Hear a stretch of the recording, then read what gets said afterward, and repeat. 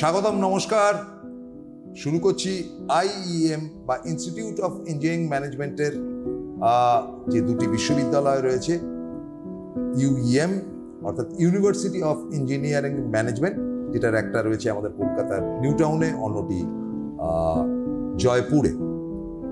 জয়পুরের vice chancellor professor doctor Biswajoy Chatterjee উপস্থিত। Welcome sir.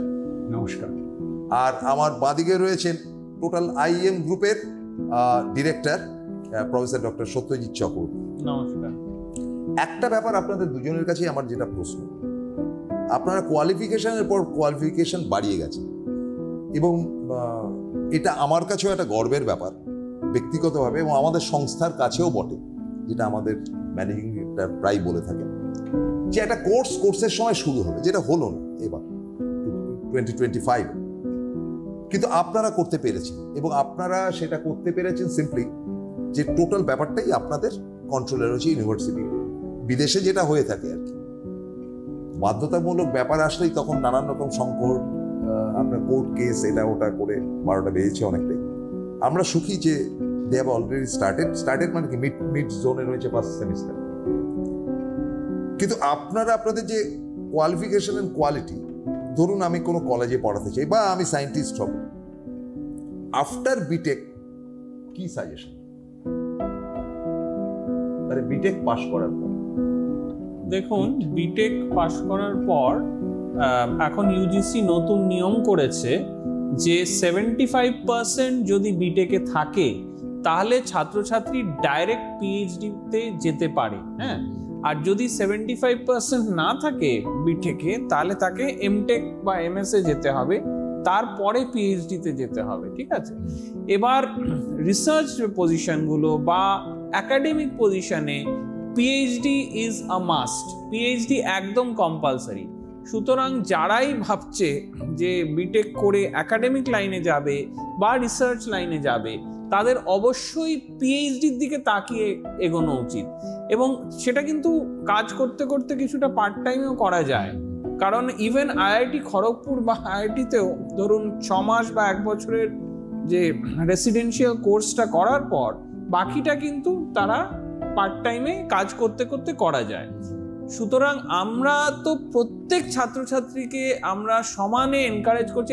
আর এখন যেহেতু গভর্নমেন্ট আমাদের ইউনিভার্সিটি হিসেবে আপগ্রেড করে দিয়েছেন, আমরা খুব থ্যাঙ্কফুল স্টেট গভর্নমেন্টের কাছে এবং সেন্ট্রাল গভর্নমেন্টের কাছে যে এত সুযোগ সুবিধা দিয়েছেন, যার জন্য আমরা প্রত্যেক ছাত্রছাত্রীকে এনকারেজ করছি যে তোমরা যারাই একাডেমিক লাইন বা রিসার্চ লাইনে যেতে চাও, পিএইচডিতে যাও। এবং টিচারদের তো মানে প্রত্যেককে আমরা পিএইচডি করিয়ে ফেলেছি বা পিএইচডি তারা প্রায় শেষের মুখে আছে, মানে জাস্ট হবে হয়তো 1-2 বছরের মধ্যে। সুতরাং এই যে প্রশ্নটা আপনি করলেন যে ব্যাচেলার্স ডিগ্রি হওয়ার পর everybody should go for higher study, এবং আমি যেটা সারাক্ষণ বলতে থাকি, আমি এবং প্রফেসর বিশ্বজয় চ্যাটার্জি আমরা দুজনেই এই বিষয়ে একমত যে লাইফ লং লার্নিংটা সবার করা দরকার পার্সোনাল গ্রোথের জন্যে। তো এটা প্রথমে তো আমরা বলি যারাই পারবে গো ফর ডিগ্রিজ, ঠিক আছে, মাস্টার্স ডিগ্রি করো, তারপরে পিএইচডি করো। অনেকে যারা হয়তো পারছে না, ব্যাচেলার্স ডিগ্রি হওয়ার পর জবে জয়েন করে গেছে, কোনো সময় নেই বা ফ্যামিলির প্রেশার আছে, তাদের আমরা সাজেস্ট করব গো ফর আপস্কিলিং সার্টিফিকেশন। কিন্তু কনস্ট্যান্ট নিজেকে পড়াশোনার সাথে ওয়াকিবহাল রাখো, পড়াশোনা নিয়ে থাকো এবং কনস্ট্যান্ট নিজেকে আপগ্রেড করা, এটাই আমরা দুজনেই মনে করি এটাই দ্য মানে secret towards fulfilling life, happy life and personal growth. Constant পড়াশোনার সাথে সম্পর্ক রাখা, কনস্ট্যান্ট নিজেকে আপগ্রেড করতে থাকা। কারণ আজকাল আমরা অবশ্য মনে করি যে এটা ছাড়া কোনো উপায় নেই। যেভাবে এআই চলে আসছে, প্রথমে জেনারেটিভ এআই এলো, এজেন্টিক এআই এলো, কোয়ান্টাম চলে আসছে, ক্রিপ্টোগ্রাফি চলে আসছে, হ্যাঁ, কোয়ান্টাম ক্রিপ্টোগ্রাফি চলে আসছে, যেভাবে এগোচ্ছে, রোবোটিক্স চলে আসছে, ড্রাইভারলেস কার্স চলে আসছে, হ্যাঁ, রোবোট ট্যাক্সি লঞ্চ করেছে সান ফ্রান্সিসকোতে। যেভাবে পৃথিবীটা এগোচ্ছে, কনস্ট্যান্ট আপস্কিলিং ছাড়া আর কোনো তো উপায় দেখতে পাচ্ছি না। ধরুন আজকে ইভেন যারা ফিনান্সে গেছে, ফিনটেক যেভাবে চেঞ্জ করে ফেলেছে, মানে রিটেলে কুইক কমার্স যেভাবে চেঞ্জ করে ফেলেছে, এটা মানে প্রত্যেকটা বিষয়, কনস্ট্রাকশনে 3D প্রিন্টিং এনে লোকে মানে হুবহু করে ফেলছে। মানে প্রত্যেকটা বিষয় এত মানে বিজ্ঞান এত উন্নত করছে বা এত দ্রুত চেঞ্জ বা উন্নত করছে যে মানুষ যদি কনস্ট্যান্ট নিজেকে আপগ্রেড না করে, পড়াশোনা নিয়ে না থাকে, তাহলে কিন্তু একটা বড় রিস্ক হচ্ছে ডাইনোসরের মতো, মানে অবসলিট হয়ে যাওয়ার একটা বড় রিস্ক থেকে যায়। সুতরাং এইটাই আমাদের দুজনেরই সবাইকেই একই আমরা বলতে চাই। এবং আমাদের ইউনিভার্সিটিতে আইএম এবং ইউএম গ্রুপে আমরা এটা বিশ্বাস করি, আমরা সারাক্ষণ টিচার এবং স্টুডেন্টদের আপগ্রেড করতে বলি। আমরা আপগ্রেড করার সব রকম ওয়ার্কশপ, সেমিনার, কনফারেন্স, সার্টিফিকেশন আমরা সমানে সবাইকে দিতে থাকি। এমনকি আপনারা শুনলে আশ্চর্য হয়ে যাবেন, আমি যাকেই বলি আশ্চর্য হয়ে যায়, আমাদের যে 1 লাখের বেশি অ্যালুমনাই মেম্বার আছে, আমরা তাদেরকেও সমানে বলতে থাকি আপগ্রেড করো। এবং আমাদের সিস্টেমে ফ্রিতে, তাদের থেকে আর কোনো টাকা নেওয়া হয় না। তারা যেই পড়াশোনা 10, 20, 30 বছর আগে করে পাশ করে গেছে, আর টাকা পয়সা দিতে হবে না। কনস্ট্যান্ট আমাদের যে কোর্সগুলো চলতে থাকে, তোমরা সেটাতে এনরোল করো, নিজেদের আপগ্রেড করো। কারণ আপগ্রেড না করলে তোমরা তো লে অফ হয়ে যাবে, চাকরি বাকরি টিকিয়ে রাখা মুশকিল। এখন এত দ্রুত চেঞ্জ হচ্ছে যে কনস্ট্যান্ট, যে ধরুন 10-20 বছর আগে পাশ করেছে, সে যদি আজকে জেনারেটিভ এআই, এজেন্টিক এআই এগুলো না জানে, তাহলে তো সে যেখানেই চাকরি করছে তো চাকরি ধরে রাখা মুশকিল। তো সুতরাং আমরা এই সাপোর্টটা আমরা কনস্ট্যান্ট আমাদের অ্যালুমনি মেম্বারদের দিয়ে যাচ্ছি। কনস্ট্যান্ট আমাদের যে কমিউনিটি, এমনকি জানলে আপনি আশ্চর্যিত হয়ে যাবেন, প্রফেসর বিশ্বজিৎ চ্যাটার্জিও জানেন, উনি নিজেই ইনিশিয়েটিভ নিয়ে অনেক জায়গায় রুরাল এলাকায় রুরাল মহিলাদের কিভাবে আপগ্রেড করা যায় সেলাই শিখিয়ে, বা ছোট ছোট স্ট্রিট চিলড্রেনদের কিভাবে কম্পিউটার লিটারেট করা যায়। আমরা mission towards literacy, mission towards education, mission toward learning, life long learning, এই মুভমেন্ট, এখন আইএম বলতে পারেন এই মুভমেন্টের দিকে আছে। আমরা কনস্ট্যান্টলি সবাইকে আপস্কিল, আপগ্রেড, রিস্কিল, এডুকেট করতে চাই, হায়ার এডুকেশনের দিকে নিতে চাই। এবং এটাতেই আমরা মনে করি যে আমাদের দেশ বিকশিত ভারতের দিকে যাওয়ার এই একটাই উপায়, এছাড়া কোনো উপায় নেই। চমৎকার বলেছেন। একটা কথা বলি, ধরুন আপনি একটা উদাহরণ, ডেফিনেটলি মানে আমি সিরিয়াস, যে আপনি গ্র্যাজুয়েশন করলেন ইঞ্জিনিয়ারিং, কম দিনের ব্যাপার না, মস্ত সময় ধরে করতে হয় উইথ প্র্যাকটিক্যালস অ্যানালিসিস, তারপরে স্টেপ বাড়াতে বাড়াতে বাড়াতে বাড়াতে ডক্টরেট করলেন, পোস্ট ডক্টরেট। তো এটা কি আপনার টার্গেটই ছিল যে আপনি শিক্ষকতা করবেন? এটা গেল কোয়েশ্চেন নাম্বার 1। কোয়েশ্চেন নাম্বার 2, দেখুন না, একটা সময় ডাক্তার জামাই পাওয়া বিরাট ব্যাপার ছিল। জামাই কি ডাক্তার, আরে বাবা। তো তারপরে কিন্তু সেই মানুষই বলতো যে ও ডাক্তার কি এমবিবিএস নাকি স্পেশালি, এই যে স্পেশালাইজেশনের দিকে একটা ঝোঁক এসে গেল, তার মানে তোমাকে এমডি করতে হচ্ছে ভাই। তো এক্ষেত্রেও কিন্তু ইঞ্জিনিয়ার, আচ্ছা মানে কি আচ্ছা ঠিক। দেখুন, কিছু মনে করবেন না, আজকে আইএম ইউএম করি, আমি কলার তুলে ঘুরি, আমি বলি যে এরকম একটা ইনস্টিটিউটের প্রোগ্রাম করছি যেটা আইআইটির সমতুল্য, কিন্তু এমন তো অনেক গজিওটা কলেজ রয়েছে যে আনএমপ্লয়েবিলিটি নিয়ে আমরা যে আলোচনা করেছি, সেসব জায়গা থেকে বহু বিটেক বেরোচ্ছে। এখানে আপনি আপনাকে দিয়ে একটা উপদেশ দিন, কারণ সামনেই কিন্তু এমবিএ এবং এমটেকের অ্যাডমিশন টেস্ট রয়েছে।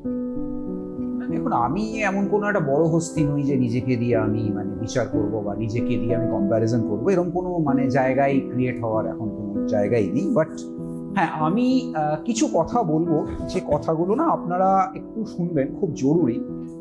আর প্লিজ এগুলোকে নেগেটিভ ওয়াইজ নেবেন না, কারণ কিছু কিছু কথা may sound a little negative, কিন্তু এর মধ্যে বিরাট পজিটিভিটি লুকিয়ে আছে, আমি সেটাও এক্সপ্লেন করে দেবো।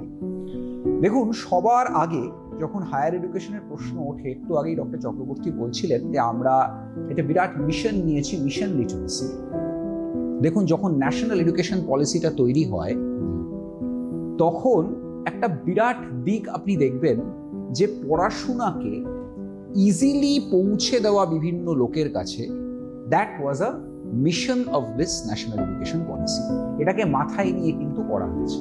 আপনি যদি দেখেন, বাচ্চাদের জন্য বিভিন্ন জায়গায় যাতে তারা পড়াশোনা করতে পারে, ইনক্লুসিভ এডুকেশন নিয়ে কথা হয়, যেসব বাচ্চারা সহজে বোঝে না বা সঠিকভাবে তারা মানে বলতে পারে না বা শুনতে পারে না, তারাও যাতে একই জায়গায় পড়াশোনা করতে পারে, সেই ইজিনেস অফ এডুকেশন এটা কিন্তু আনা হয়েছে এই ন্যাশনাল এডুকেশন পলিসি। এই পুরো জিনিসটাই এরকমও করা হয়েছে, আপনি দেখবেন যে ক্লাস সে ফর এক্সাম্পল একটা বাচ্চা সে মানে কলেজে গেল, গিয়ে হায়ার এডুকেশনে ফার্স্ট ইয়ার পড়ে সে ছেড়ে দিয়েছে, সে ভবিষ্যতে যখন ফিরবে সেকেন্ড ইয়ারে আবার পড়াশোনা সে এনরোল করতে পারে, সে গিয়ে সেকেন্ড ইয়ার থেকে শুরু করতে পারে। ও মা, এটা তো ন্যাশনাল এডুকেশন পলিসির একটা বিরাট দিক, যে ফার্স্ট ইয়ারে সে ছেড়ে দিয়ে চলে গেছে, সে সেকেন্ড ইয়ারে আবার ভর্তি হতে পারবে, বা সেকেন্ড ইয়ারে ছেড়ে দিয়ে চলে গেছে, সে থার্ড ইয়ারে ভর্তি হতে পারবে। পড়াশোনাকে ইজিলি পৌঁছে দেওয়ার দিকে একটা বিরাট মানে টার্গেট কিন্তু এই ন্যাশনাল এডুকেশন পলিসিটার ছিল।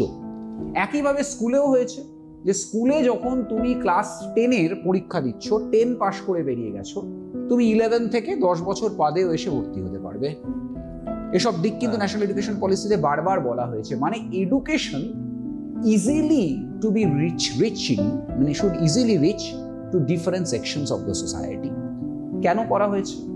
কারণ দেখুন, এই যে ডক্টর চক্রবর্তী বিকশিত ভারতের কথা বললেন, আমরা একটা বিরাটভাবে টার্গেট নিয়েছি আমাদের দেশ, যে 2047-এর মধ্যে আমাদের দেশ ডেভেলপড নেশন হবে। এখন ডেভেলপড নেশনের একটা বড় দিক হচ্ছে it should have a higher literacy rate.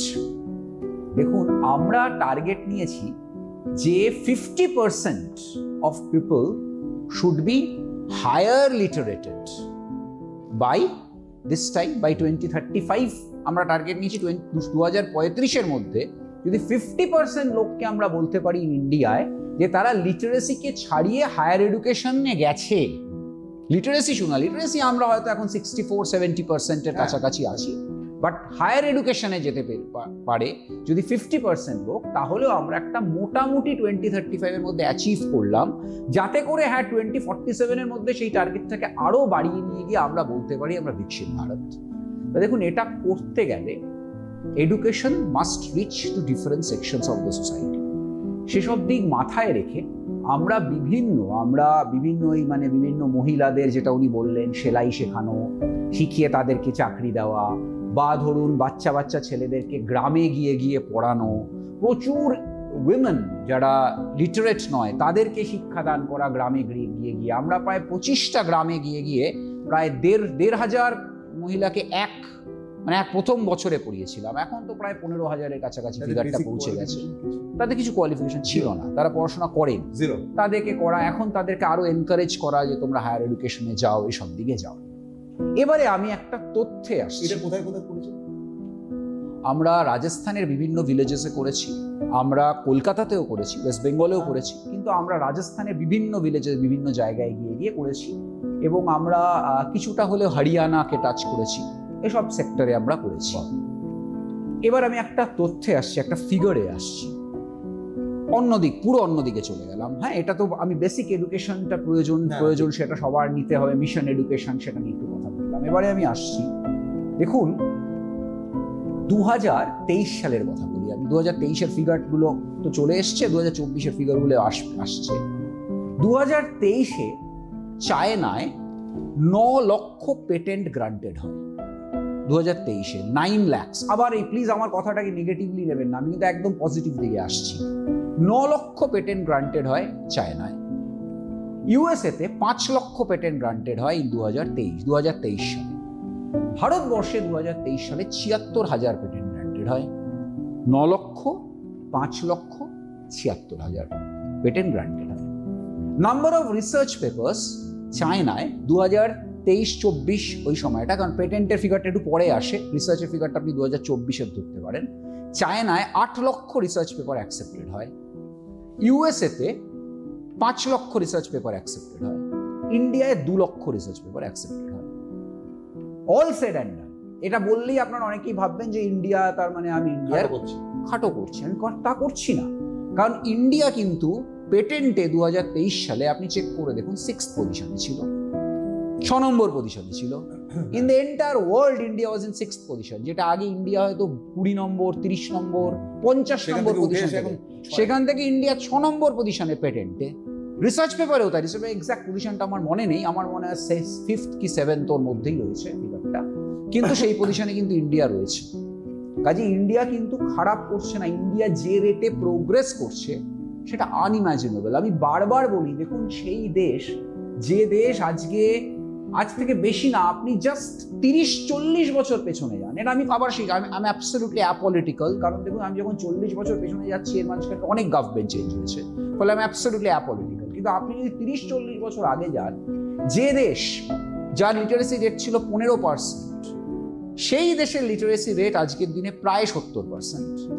আপনি ভেবে দেখুন, অন্য কোনো দেশ যারা 15% লিটারেসি রেটে ছিল 30 বছর 40 বছর আগে, তারা অনেকে তলিয়ে গেছে, তাদের টিকিটই আপনি খুঁজে পাবেন না। কিন্তু আমাদের দেশ, আমরা এখন বলি মেরা দেশ মহান, মেরা ভারত মহান, আমরা কিন্তু খুব মানে প্রপারলি এটাকে বলি। অনেকেই বোঝে না কেন ভারত মাতা কি বললে, কেন জয় বলি আমরা, সেটার পেছনে কি ইন্টেনশন, এটা আমরা অনেকেই বুঝি না। কিন্তু ইউ হ্যাভ টু আন্ডারস্ট্যান্ড যে India is an unimaginable country, is an মানে unbelievable country, incredible country.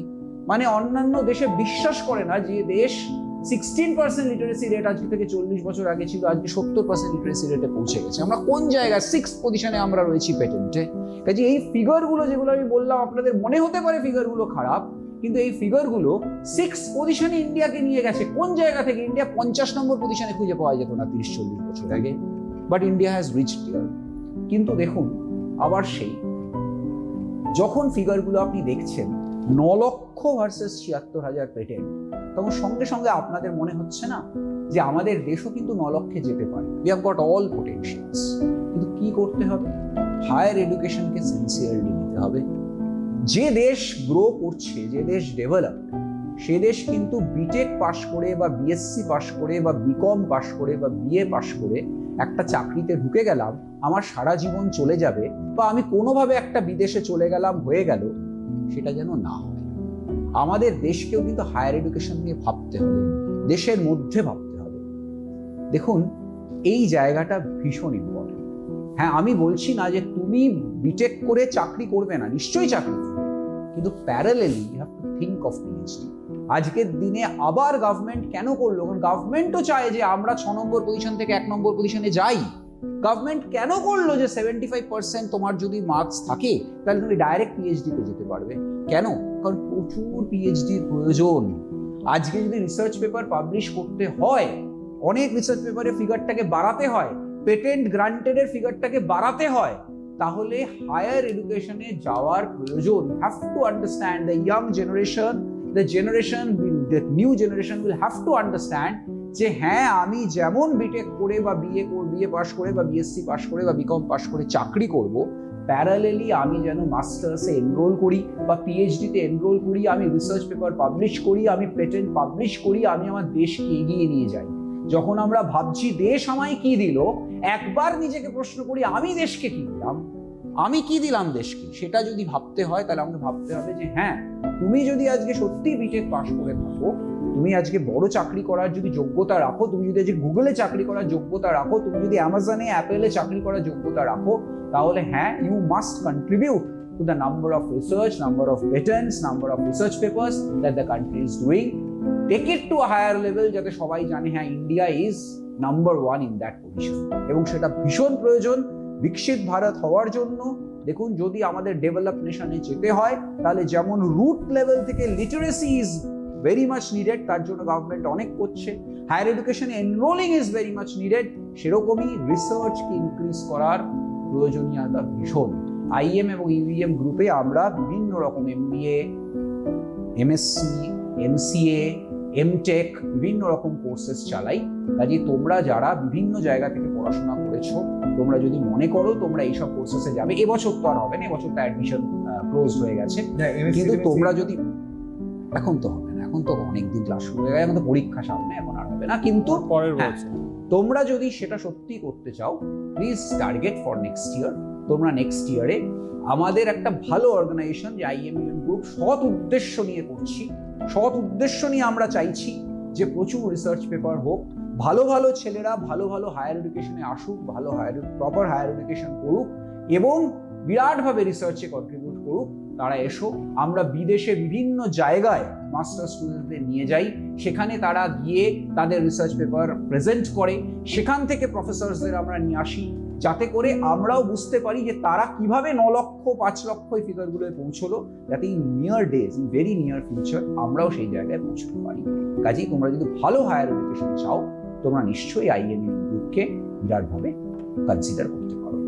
That's the matter. এবং একেবারে পরিষ্কারভাবে বলা হচ্ছে যে হায়ার এডুকেশনের প্রয়োজন এ কারণে যে আজকে আপনাদের সামনেই বলছি যে একদম কনফিডেন্সিয়াল হলেও, যেহেতু আমার কাছে খবরটা এসছে মানে দ্যাট ইজ নিউজ, ভারতবর্ষের বিভিন্ন প্রান্তের ব্যবসায়িক অর্গানাইজেশন এবং সেন্ট্রাল গভর্নমেন্টেরও একটা ইচ্ছা শক্তি আছে। দেখুন, রাজনীতির জায়গায় ডেভেলপমেন্টের জায়গায় তারা দেখছে যে মানে যথেষ্ট হয়েছে ব্যাঙ্গালোর অ্যান্ড আদার প্লেসেস, তারা দেখছে যে একদম মুক্তাঞ্চল হয়ে রয়েছে new town and other places, এখানে অনেক ইন্ডাস্ট্রি করা যায়। সবই যে লোহা লক্করের কারখানা করতে হবে তা না, আমি বলছি IT সেক্টরের ব্যাপার। এবার সেখানে হায়ার এডুকেশন না থাকলে তারা চাকরি পাবে কি করে? প্রচুর সংস্থা আসছে, অ্যান্ড বিলিভ মি যে দে প্রমিসড যে আমরা আসছি ইয়েতে। আপনার বাবা আমাকে নিয়ারলি 25 ইয়ার্স ব্যাক, তখন কোর ইঞ্জিনিয়ারিংটাই মেন ছিল, কম্পিউটার বা আদার্স করতো ঠিকই। ফলে উনি বলেছিলেন যে একটা ফ্যাক্টরিতে চাকরি করতে গেলে একটা ইঞ্জিনিয়ার বড়জোর ওয়ার্কস ম্যানেজার অবধি যেতে পারে, তার বেশি না। কিন্তু জেনারেল ম্যানেজার হতে গেলে তাকে কিন্তু ফিনান্সের লোক নেয়। সুতরাং বিকল্প হচ্ছে কি MBA পড়ে। আপনি কি আজকে সেটাই মনে করেন? দেখুন, সেটা কিছু আজকেও সেটা ট্রু, কিছু কিছু সেক্টরে তো অবশ্যই সেটা ট্রু। ধরুন, যদি কমপ্লিটলি একটা টেকনোলজি ওরিয়েন্টেড প্রোডাক্ট কোম্পানি হয়, সেখানে হয়তো যে প্রোডাক্ট নিয়ে বা ইঞ্জিনিয়ারিং ম্যানেজার যে আছে, সে হয়তো MBA ছাড়াও ইঞ্জিনিয়ারিং ম্যানেজার ওই রুটে গ্রো করেছে।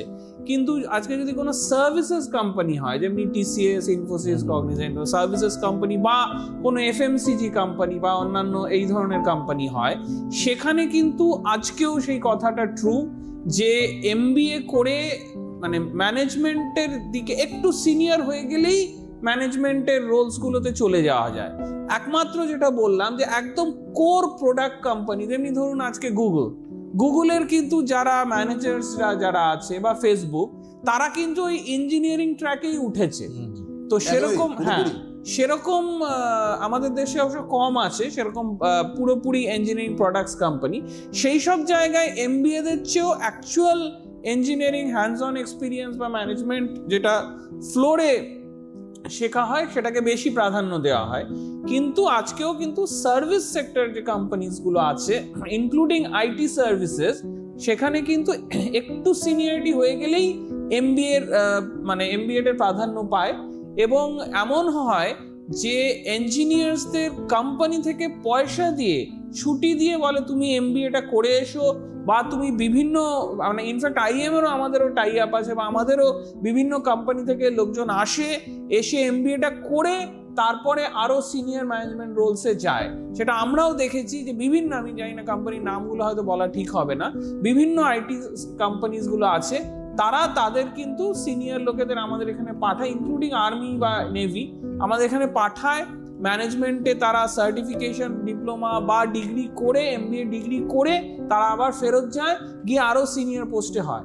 সুতরাং সামারি আপনি যেটা বললেন যে ইয়েস, মেজরিটি কেসে আজকেও সেটা ট্রু, যেটা স্যার বলে গেছেন যে একটু সিনিয়রিটি লেভেলে যেই ম্যানেজমেন্ট ঘেঁষা হয়ে যায় রোলসগুলো, তখন কিন্তু MBA-টা একটা ইন্টিগ্রাল পার্ট বা একটা এসেনশিয়াল কম্পোনেন্ট হয়ে দাঁড়ায়। হ্যাঁ, তার কারণটা হচ্ছে গিয়ে যে দেখুন, আমার তো একটা অ্যাম্বিশন থাকে একটা কোম্পানিতে চাকরি করতে গেলে যে আমি এখানকার একদম টপে যাব, আমি মানে TCS বলছি। তো ফলে তখন কিন্তু এই ধরনের ম্যানেজমেন্টের ব্যাপারগুলো আসবেই।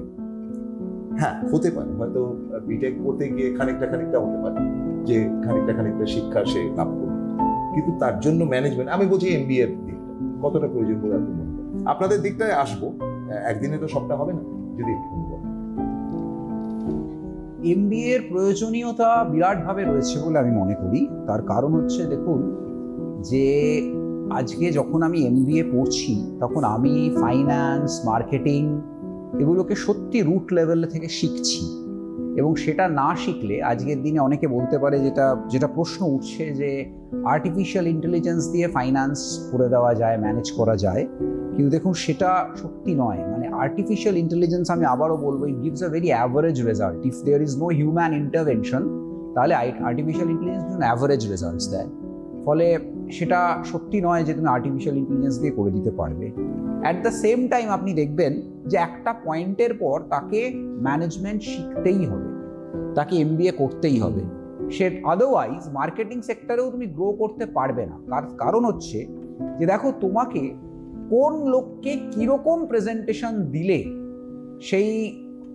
সেই লোকটাকে তুমি তোমার সত্যি তাকে তোমার প্রোডাক্টটা বেচতে পারো, এই জায়গাগুলো না থিওরি, এগুলো সত্যি, এগুলো প্র্যাকটিক্যাল। যেমন তুমি প্র্যাকটিক্যালি করে শিখবে, সেরকম the base theory must be there. এই বেস থিওরিটা তোমার থাকতেই হবে, থিওরিটিক্যাল বেসটা, যে হ্যাঁ কোন লোকের জন্য কি টাইপের প্রেজেন্টেশন প্রপার দেওয়া উচিত, বা কোন জিনিসটা কার জন্য সুটেবল। এই জায়গাটা there is a theoretical structure to it, যেটা MBA না করে কোনোদিনই সম্ভব না। বলে আমার মনে হয় MBA-র প্রয়োজনীয়তা চিরকাল ছিল, সবসময় আছে এবং থাকবে। এ বিষয়ে কোনো দ্বিতীয় মতামত কিছু নেই। আর তাছাড়া এখন AI দিয়ে যারা করা, MBA-তে তো AI আমরা বিরাটভাবে ইউজ করছি, এবং অনেকেই বলতে পারে যে MBA-তে তাহলে MBA আজকের দিনে কি নতুনত্ব হয়েছে। নতুনত্ব আমি একটা এক্সাম্পল বলছি। সে ফর এক্সাম্পল, তুমি আজকে MBA পড়ে তুমি একটা কোম্পানিতে গেলে, কোম্পানিতে যে তোমার ওনার কোম্পানির, তোমাকে মনে রাখতে হবে সে তো একজন ইনভেস্টারও। সে কিন্তু তোমাকে হট করে একটা প্রশ্ন করতে পারে যে তুমি আমাকে বলো, আমি মুম্বাইতে বা দিল্লিতে এরকম একটা ইনভেস্টমেন্ট করতে চলেছি, কত দিনের মধ্যে আমার এই টাকাটা রিটার্ন আসবে। তা দেখো, তখন তুমি MBA স্টুডেন্ট হিসেবে তোমার theoretical base will have to be there, otherwise কনস্ট্রেন্টসগুলো তুমি খুঁজে পাবে না। হ্যাঁ, এবারে প্রচুর ব্যাপার আছে। কনস্ট্রেন্টসগুলো যদি তোমার জানা থাকে, তাহলে তুমি যেমন লেগ ওয়ার্ক করে জানতে পারো, সেরকম ডেটা রেলস বলে আজকের দিনে অনেক জিনিস হয়, financial planning and analysis module থাকে তার মধ্যে, সেগুলোকে ইউজ করে তুমি ফাট করে AI দিয়ে বার করে দিতে পারো। কিন্তু আবার তোমাকে তো ইনপুটটা দিতে হবে। আজকের দিনে AI এর বিগেস্ট চ্যালেঞ্জটা কি হয়েছে? প্রম্পট দেওয়া। AI তো করে দেবে, কিন্তু the biggest challenge is prompt. তুমি যদি উল্টো পাল্টা প্রশ্ন করো AI-কে, প্রশ্নটা ঠিক করে না করো, তাহলে তুমি সঠিক আনসার কোনোদিন পাবে না।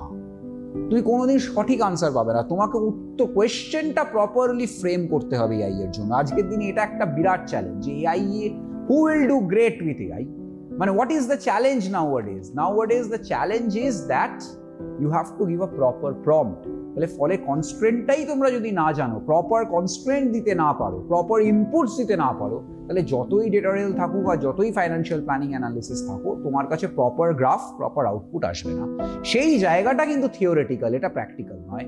ফলে থিওরিটিক্যাল সেই স্টাডিটা তোমায় করতেই হবে, এবং the best way of doing it is MBA degree. এ বিষয়ে কোনো দ্বিমত আমার মনে হয় না আছে, সবাই এগ্রি করবে। এবারটা সবাই জানে, সবাই মেনে নিচ্ছে, সবাই এগ্রি করবে। আমরা যখন পাস করে বেরোই স্যার, তখন আমাদের কাছে একটা ব্যাপার ছিল যে টাটা কোম্পানি তাদের নিজেদের ইঞ্জিনিয়ারিং ইনস্টিটিউট রয়েছে, তারা শিখিয়ে নিচ্ছে, তারা প্রোডাক্টটা বানিয়ে আবার ফেরত পাঠাচ্ছে মার্কেটে। অর্থাৎ একটা ইনস্টিটিউট ব্যবসা করতে পারে, এটাও বাস্তব। বিদেশে তো হরবকত হচ্ছে, আপনাদের দুজনের অভিজ্ঞতা প্রচুর, আজকে হাতের টাইম কম। একটা ইনস্টিটিউট ব্যবসা করতে পারে, আপনাকে ব্যবসায়ী তৈরি করতে পারে, আপনাকে কোটিপতি তৈরি করতে পারে। This is only can possible. এদের বক্তব্য থেকে, এই দুই অধ্যাপকের বক্তব্য থেকে উঠে আসবে, কিন্তু আজ নয়। খুব ইন্টারেস্টিং করছি আমরা পরপর অনুষ্ঠানগুলো। যা খুশি হোক, আপনারা এই অনুষ্ঠান দেখতে ভুলবেন না। এই পণ্ডিত ব্যক্তিত্বদের আমরা বারবার আপনাদের সামনে নিয়ে আসি। Try to watch all this. Thank you very much. Good night sir. নমস্কার।